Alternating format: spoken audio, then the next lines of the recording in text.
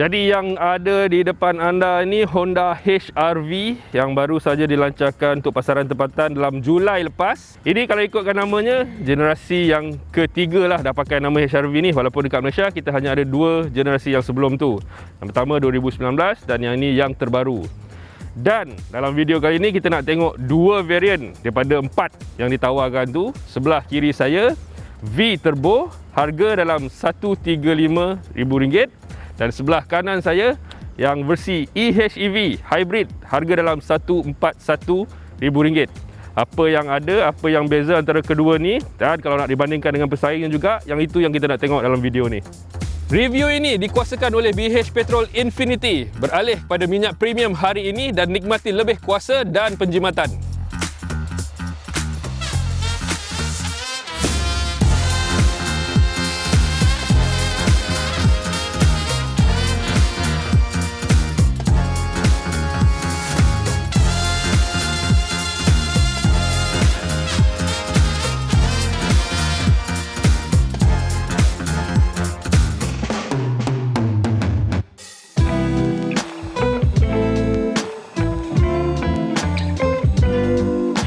Jadi kalau kita tengok bahagian depannya pun memang boleh nampak sedikit sebanyak tak ketara sangat. Sebabkan V dengan RS ni pun dia tak adalah betul-betul jauh beza penampilan dia. Kalau kita tengok untuk V Turbo ni, grill misalnya dipakai hitam berkilat habis. Logo pula yang biasa dan bahagian bawah tu denyut apa semua nadi tu dalam warna silver biasa je. Tapi untuk versi hybrid ini yang datang dalam varian RS, grill kalau kita tengok dia ada chrome punya kemasan, bahagian bawah pun sama dan bahagian garis denyut kat bawah tu dia warna merah. Macam biasa model Honda Hybrid, dia punya logo kalau kita tengok ada kemasan biru dia tu. Itu sahaja yang membezakan. Yang lain kat depan ni nampak sama. Kalau dibandingkan dari HR-V yang sebelum ni, HR-V baru ni panjang sikit lah, 39mm. Dan antara keduanya, V Turbo dan EHEV ni pun ada beza ketinggian dari tanah. Yang itu 183mm, yang ini lagi tinggi sikit 196. Tapi itu pun sebenarnya bukanlah dia punya ketinggian keseluruhan tu. Sebab kalau kita tengok dia ambil kira tabung exhaust yang kat bawah pintu ni, boleh nampak dua-duanya. Untuk rim pula antara kedua varian ni sama, desainnya, saiz pun sama 18 inci. Tapi yang membezakan RS ni kalau kita tengok kemasan yang ada ni lah. Kalau dekat situ hitam kesat macam biasa, plastik biasa. Yang ini digunakan kemasan hitam berkilat. Kat bahagian bawah tu pula hitam berkilat dan ada kemasan krom. Kalau dekat V tu dia hitam plastik biasa sahaja. So, kalau tengok bahagian belakang ni saya secara peribadi agak suka juga sebab dia nampak HR-V ni lagi tinggi sikit dan nampak lagi lebar. Dan antara RS dan V Turbo ni sebenarnya ada beza. Walaupun sekali tengok macam sama kan, tapi perincian dia lain sebenarnya. Pertama sekali kalau kita tengok jalur lampu ni, untuk yang RS dia nampak warna putih, LED dia tu. Dan logo semestinya sama dengan depan, ada kemasan biru.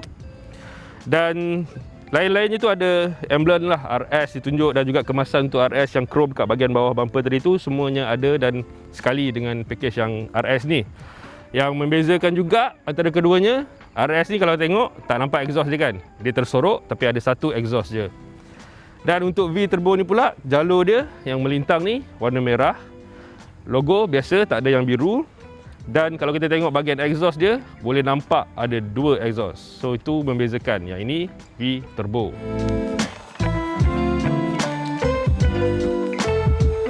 Jadi sekarang kita dekat dalam HR-V tapi versi yang hybrid punya.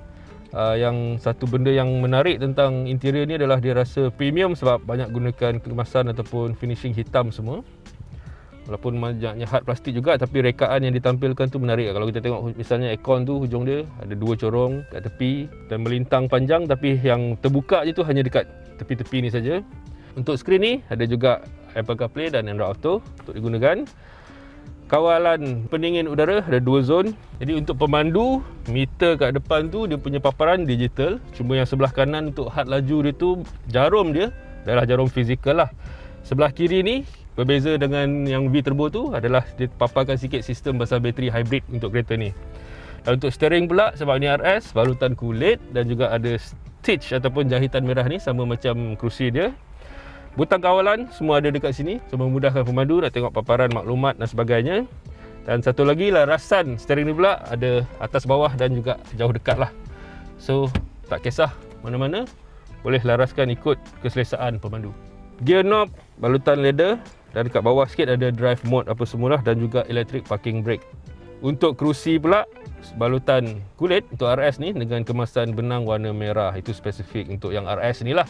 Dan selebihnya dia rasa sangat selesa untuk duduk dalam HRV ni. Ruang kepala, ruang kaki semua cukup dan rasa dia premium. Jadi untuk bahagian belakang ni pula berbeza dengan HRV yang lama. Yang baru ni ada tambahan 35mm untuk ruang penumpang kat belakang ni lah.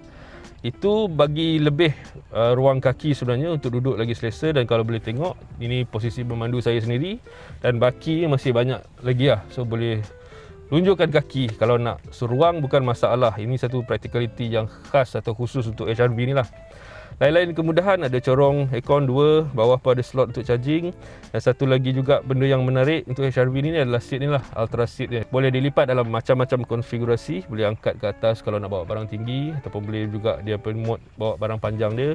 So practicality memang bukan masalah pada HRV. Dan disebabkan HRV baru ni, rekaan ni kalau kita tengok dari luar pun dah nampak dia lebih berkotak berbanding HRV lama tu yang lebih bujur kat belakang kan. So itu bagi lagi satu kelebihan juga, ruang kepala adalah sangat luas lah.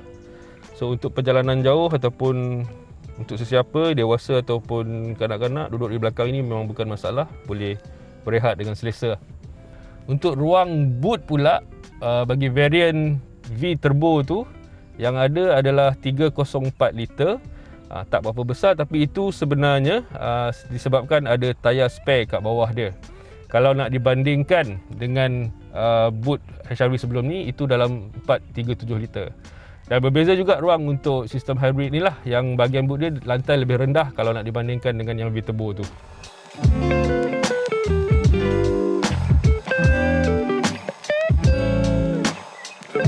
Jadi sekarang kita berada dalam HRV versi yang hybrid punya. Apa yang berbeza HRV baru ni? Antara benda yang Honda kata adalah yang generasi ketiga ni, kedudukan dia pemandu tu 10mm lagi tinggi untuk memudahkan penglihatan lah. So maksudnya lagi banyak benda yang boleh diperhatikan keadaan atas jalan tu. Itu berbeza dengan yang lama. Dan untuk yang hybrid ni pula, pertama sekali saya kena maklumkan, hybrid atau sistem yang digunakan untuk HRV ni ataupun beberapa model generasi terkini yang ada kat Honda dalam pasaran tempatan sekarang, dia tak sama dengan macam sistem hybrid yang sebelum ni. Kalau ingat ada iDCD tu, ini dah bukan, ini iMMD, totally sistemnya berbeza. Maksudnya apa? Untuk mudah faham, hybrid yang terbaru dari Honda ni, termasuklah HRV ni sendiri, dia gunakan motor elektrik untuk bergerak. Itu janaan utama dia. Enjin memang ada, tapi enjin tu hanya digunakan untuk cas bateri je. Power dari bateri akan gerakkan motor elektrik. So power utamanya adalah dari motor elektrik tu lah. So untuk hybrid ni, dia memang gunakan enjin 1.5 liter Atkinson cycle juga untuk yang versi hybrid. Dan janaan dari motor hybrid itu 131 PS dan 253 Nm torque. Ini pun kalau nak dibandingkan misalnya dengan City Hybrid, dia punya output kuasa tu ada lebih 22 PS lah. So yang HRV ni lebih berkuasa. Itu kita boleh faham sebab saiz dia lagi besar dan berat semua tu kan. Dan untuk dia punya transmisi pula digunakan eCVT. So itu semua menyumbang kepada rasa yang lebih lancar lah, feedback yang lebih lancar dan juga senyap berbanding yang V Turbo misalnya. Tapi macam mana keadaan duduk dalam kabin ni? Kabin macam kita dah tengok tadi, dia rasa sangat selesa dan premium, warna hitam apa semua, kedudukan pun lebih tinggi. Tapi even untuk HRV yang hybrid ni pun, saya boleh katakan yang dia punya kebisingan tayar tu misalnya agak dengar kuat kat dalam ni lah. Walaupun tadi eCVT tu dah lancar, smooth, so itu kurang untuk hal-hal transmission, saluran kuasa semua okey, tapi tayar dia punya bising tu agak ketara lah. Lagi laju, lagi bunyi bising. Padahal tayar bagus tadi tu, Continental.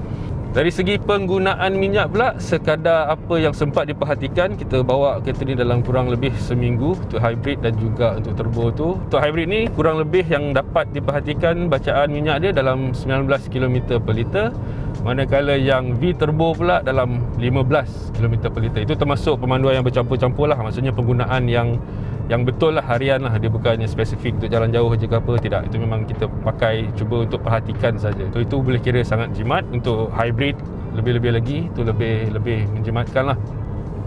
Ujian penjimatan ini dijalankan bersama BH Petrol Infinity. Minyak premium yang diimport sepenuhnya dengan aditif Jerman Maximum untuk prestasi terbaik yang akan memberikan lebih kuasa, jarak dan juga lebih jimat.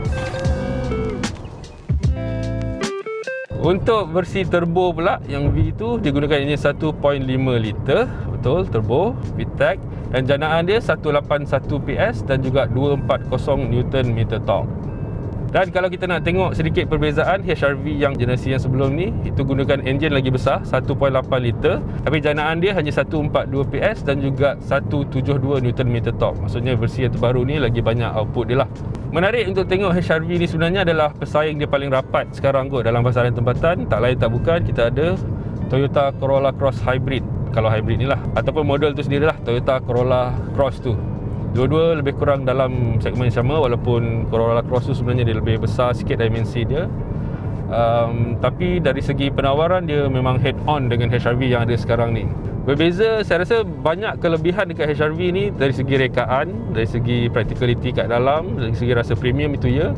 Tapi dari segi pemanduan saya mungkin rasakan lebih cenderung untuk rasa lebih selesa dengan Cross Hybrid yang Toyota punya itulah. Dia lagi rasa lebih powerful, lebih lancar, lebih senyap terutamanya. Itu kalau NVH saya rasa kurangnya di HR-V ni kalahnya kat situ, sebab yang Toyota punya model tu lebih senyap, lebih rasa lagi selesa lah dekat dalam kabin dia. Dan pemanduan pula sana mungkin lebih lagi rasa ada dinamik dia, ada gesaan dia, sebab mungkin satu enjin yang lebih besar. Walaupun sistem hybrid yang Toyota tu lagi teknologi yang lebih lama berbanding dengan yang Honda ni. Tapi apa pun, untuk HR-V ni saya rasa dia sebuah satu kereta yang kalau kita bayangkan untuk kegunaan keluarga misalnya, untuk kegunaan yang harian, yang pelbagai, kalau katakan ini satu je kereta yang kita ada untuk bawa dan gunakan semua perkara, dia banyak aspek practicality itulah. Itu saya rasa kelebihan dia.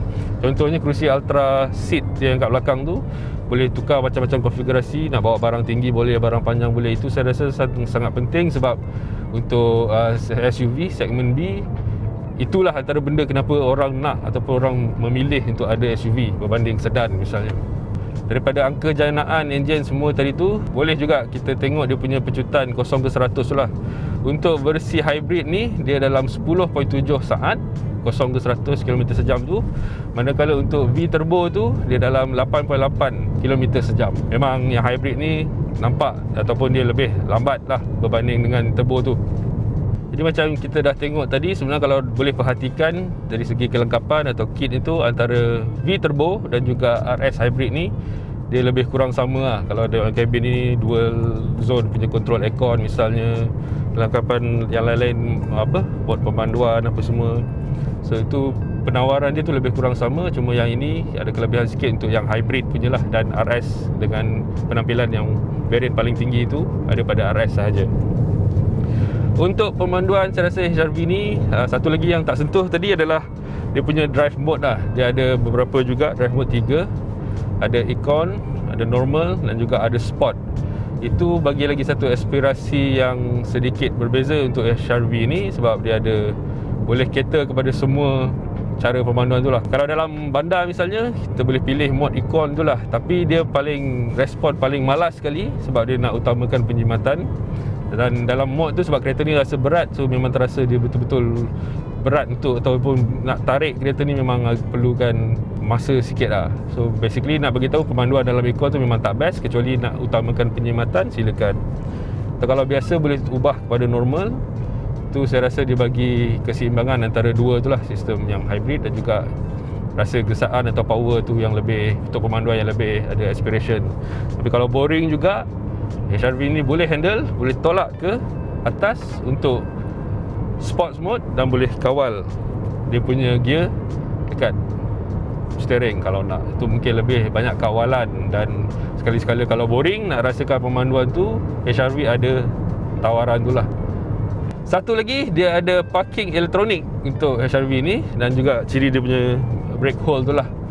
So semua kawalan tu ada dekat tengah ni. Atas dia dekat driving mode, kat bawah tu untuk parking dan juga brake hold dia. Dan satu ciri yang ada untuk variant V ke atas adalah Honda Lane Watch punya kamera itulah. Itu satu ciri keselamatan yang menarik juga tersebut.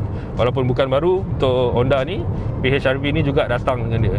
Maksudnya dia akan tunjuk terus kalau kita signal ke apa nak masuk ke kiri, dia akan tunjuk terus blind spot apa yang ada dekat sebelah kereta kita lah supaya tak langgar. So misalnya ini bagus, tahu mudahkan pemandu untuk tengok. Biasanya penunggang motosikal lah, kadang-kadang kita tak perasan dia dekat tepi, tapi dengan ada kamera Lane Watch ni lebih mudah.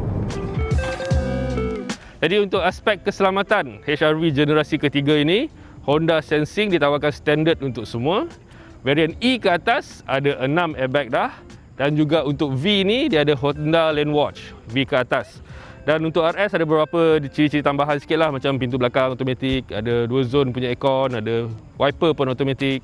Dan kalau kita tengokkan harga, yang ini tadi 141 dan juga yang V 135, itu sebenarnya adalah sangat-sangat setara dengan Toyota Corolla Cross Hybrid dan juga versi biasanya lah, yang dijual pada harga yang lebih kurang sama. Jadi buat masa sekarang ini, dua model ni lah pesaing paling rapat kat pasaran tempatan. Dan cuma membezakannya seperti kita dah tengok tadi, yang Corolla Cross gunakan enjin 1.8 NA, tak ada turbo, tapi versi yang ini ada turbo. Dan kalau mengambil kira semua faktor itu, penawaran yang ada, reka bentuk, sistem yang digunakan, anda rasa yang mana satu lagi berbaloi? Honda HR-V ini ataupun juga Corolla Cross yang tadi tu? Jadi setakat itu dulu dari saya. Terima kasih kerana menonton. Kalau ada apa-apa komen, tolong nyatakan di bawah dan jumpa lagi nanti. Review ini dikuasakan oleh BH Petrol Infinity. Beralih kepada minyak premium hari ini dan nikmati lebih kuasa dan penjimatan.